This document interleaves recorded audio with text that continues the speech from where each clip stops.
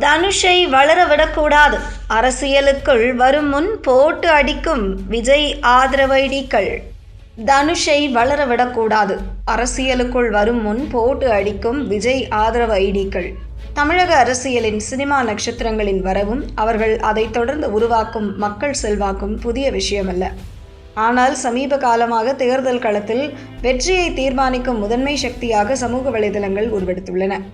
குறிப்பாக தமிழக வெற்றிக் கழகத்தின் தலைவர் விஜய் சமூக வலைதளங்களை மிக துல்லியமாக பயன்படுத்தி முதல்வர் அரியணை ஏறியது முதல் தற்போது நடிகர் தனுஷின் அரசியல் வருகை குறித்த வதந்திகள் வரை டிஜிட்டல் அரசியல் களம் முன்பை விட மிக காரசாரமாக மாறியிருக்கிறது. கடந்த சட்டமன்ற தேர்தலில் விஜய் அடைந்த மிகப்பெரிய வெற்றிக்கு அவரது கட்சியின் தகவல் தொழில்நுட்ப அணி ஆதரவர்களும் இன்ஸ்டாகிராம் மற்றும் எக்ஸ் தளங்களில் முன்னெடுத்த பிரச்சார உத்திகள் மிக முக்கிய காரணங்களாக பார்க்கப்படுகின்றன.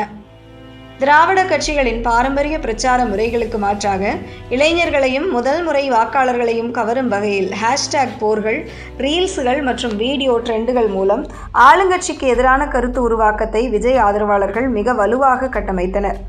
இந்த சோஷியல் மீடியா பிரச்சார உத்தியே விஜயின் மக்கள் செல்வாக்கை வாக்கு வங்கியாக மாற்றுவதில் பெரும் பங்காற்றியது. இந்த நிலையில் திரையுலகில் முன்னணி நடிகராக இருக்கும் தனுஷ் விரைவில் புதிய அரசியல் கட்சியை தொடங்கக்கூடும் என்ற தகவல்கள் இணையத்தில் காட்டுத்தீ போல பரவி வருகின்றன. அதற்கு முகாந்திரமாக கோவை மாவட்டத்தில் உள்ள 10 சட்டமன்ற தொகுதிகளிலும் தனது நற்பணி மன்றங்களை தொகுதி வாரியாக பிரித்து புதிய உறுப்பினர்களை சேர்க்கும் பணியை தனுஷ் தீவிரப்படுத்தியுள்ளதாக செய்திகள் வெளியாகின.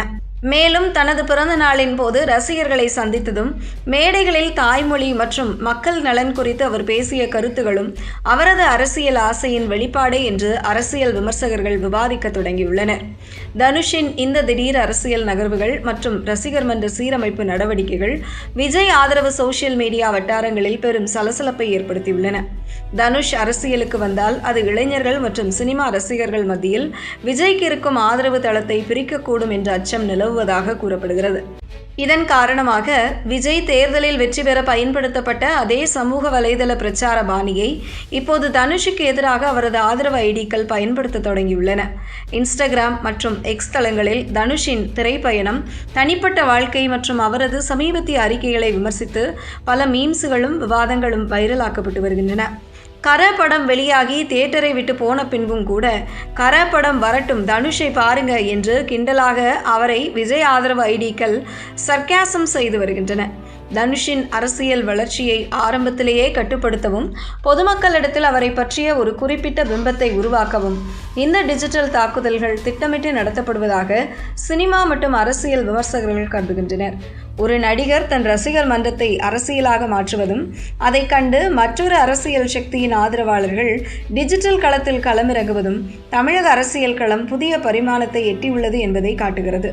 போஸ்டர் ஒட்டுவதும் தெருமுனை பிரச்சாரம் செய்வதும் மட்டுமே அரசியல் என்றிருந்த காலம் போய் இப்போது ஒரு ஸ்மார்ட் போன் மற்றும் சமூக வலைதள கணக்குகள் மூலமே ஒருவரின் அரசியல் வளர்ச்சியை தீர்மானிக்கவும் அதை தடுக்கவும் முடியும் என்ற நிலை உருவாகியுள்ளது.